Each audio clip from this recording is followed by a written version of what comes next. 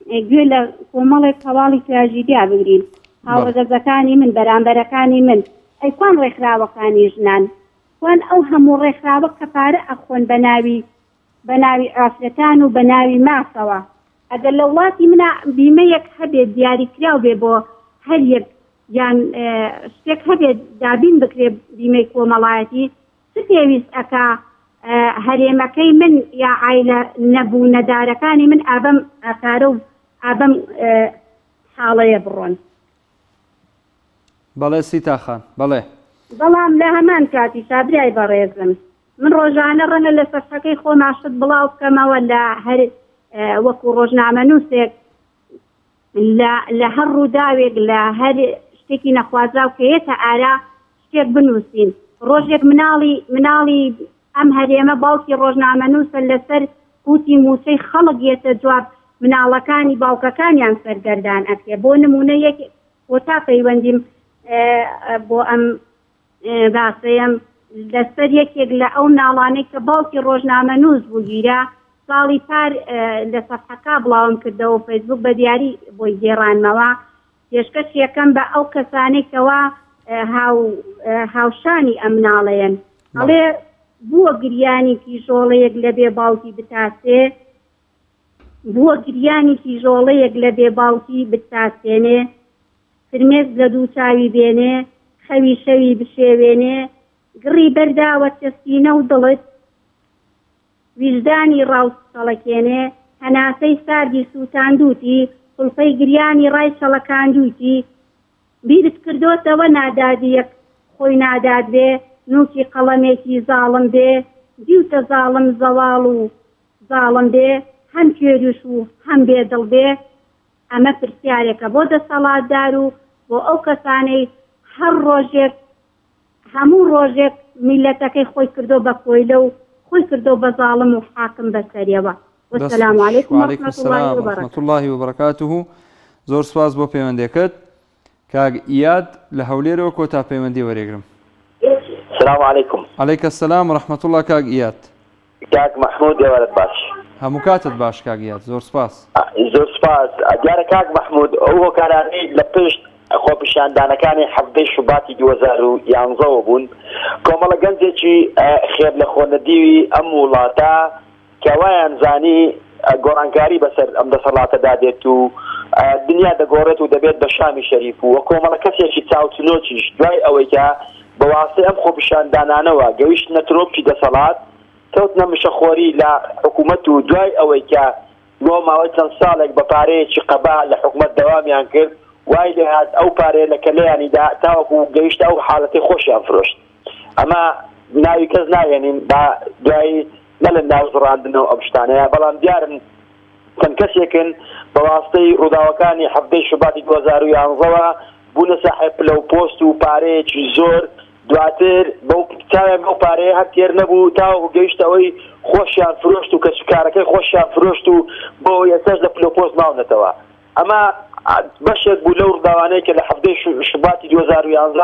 ڕوویدا بەڵام ئەو گەنجانەی کەوا وایان نەزانی ئەمانە قسەی باق و بریخیان بۆ ئەکەن بە تەمای گۆڕانکارین بە دەسەڵاتی هەرێمی کوردستان نەیانزانی ئەمانە خۆفرۆشن و خاکفرۆشن و ئەچناوێکیان لێ دەنێ ئەم ناوانەیە بەدوادادێت بەڵام کاک محمود دەبوو لە ساڵیادی هەفتەی شوبات کە بەیانیە سەرکردەکانی ئۆپۆزیسیۆن پەیامی تایبەت بەخۆیان هەبێت مامۆستا عەلی باپیرە مامۆستا سەلاحەدینە پەیامی تایبەتیان هەبێت لەم پەیامانەدا داواکاریەک ئاراستەی دەسەڵاتدارانی هەرێمی کوردستان بکەن بڵێن لە ماوەی و لە مۆڵەتی ئەوەندە مانگەدا لە مۆڵەتی ئەم 20 ڕۆژەدا دەبێ ئەمە جێبەجێ بکرێ ئەگەر جێبەجێ نەکرێ ئێمە هەوڵ دەدەین هەفتەی شوباتێکی تر جارێکی تر دووبارە ببێتەوە بۆیە ئەمانە حکومەتی هەرێمی کوردستان خەڵک گەیشتێتەوە قەناعەتە کاک محمود ئەگەر بە دەفع و بە پاڵ نەبێت ئیش ناکە یعنی لەژێر فشار نەبێت ئیش ناکە لە ڕابردوو چەندین جار فشاری لێکراوە خەڵک بینیوێتی لەژێر ئەو فشارانەدا کاری کردوهاتێتە سەرخەت جێی بۆ قوتابیان کرد لەژێر فشاردا لێپڕینی دەهێش لەژێر فشاردا زۆر شتی کرد نەوتی دابەش کرد لەژێر فشاردا بۆیە لەژێر فشاردا کار دەکات پارە هەیە موچە هەیە هەموو شتێک هەیە بەڵام تاوەکو فشاری نەخرێتە سەر کار ناکە لە ئێستاشدا ئەرکێکی ئەخلاقی و ئیسلامی و دینیە لایەنەکانی ئیسلامیەکان بێنە سەرخەت فشار لە حکومەت بکەن منەوە دەمدەوێت و هیچی تر سپاس دەکەم. کاگیات بەڵێ جان سپاس بۆ تێبینیەکانە زۆر لە جێ خۆی بوو. من هەر وەکو لەتیفەیە وەکو شتێکی خۆش پێم خۆشە پرسیارێکە لێ بکەم جەنابەت بە ئیاد بانگەکریان بە ئەیاد بۆ خۆی ئەیادا ئەمە دوم جارە پەیوەند دەکەم کاک محمود ئەیادا بەڵام لە ناوێنانەکەی بەڕێزە دەڵێ ئیاد بۆ خۆی ئەیادا. دەزانی ئیاد و ئەیاد فەرقیان چییە؟ بەس ئەلفێکە نانا لە ڕووی معناوە هەر بۆ زانیاریت ئەیاد بە معنای جەمعی دەستەوە تا جەمعی یەد کۆیەکەی دەبێت بە ئەیاد باشە چۆنە لەی بۆ نموناڵی ئەیادین کەدایان دەستەکان ئاوها بەڵام ئیاد جا ناوی جەنابەت ئیادە نەک ئەیاد بۆ معلوماتت ئیاد کەسرەی لەژێر هەمزەکەدایە ئەو کاتە ئەوە ناوە طبعا لە کۆدا بە معنای تەئید دێ واتە پاڵپشتیکردن تەئید شتێک لەو بابەتەوە هەر بۆ زانیاری خۆت حەزم لێ بۆ بیزانی. عزیزی کاک ئیاد زۆر سپاس بۆ پەیوەندیکەت خۆشحاڵ بووین بینەرانی بەڕێز و خۆشەویست هاتینە کۆتایی ئەڵقەیەم جارەی بەرنامەی دوانگەی خەڵک سپاس و پێزانینم بۆ هاوکارانم لە بەڕێوەچوونی بەرنامەکە سپاس بۆ ئێوە کە بینەر و بیسەرمان بوون تا ئەڵقەیەکی تری ئەم بەرنامەیە بەخوای گەورە و میهرەبانتان ئەسپێرم. السلام علیکم ورحمة الله وبركاته.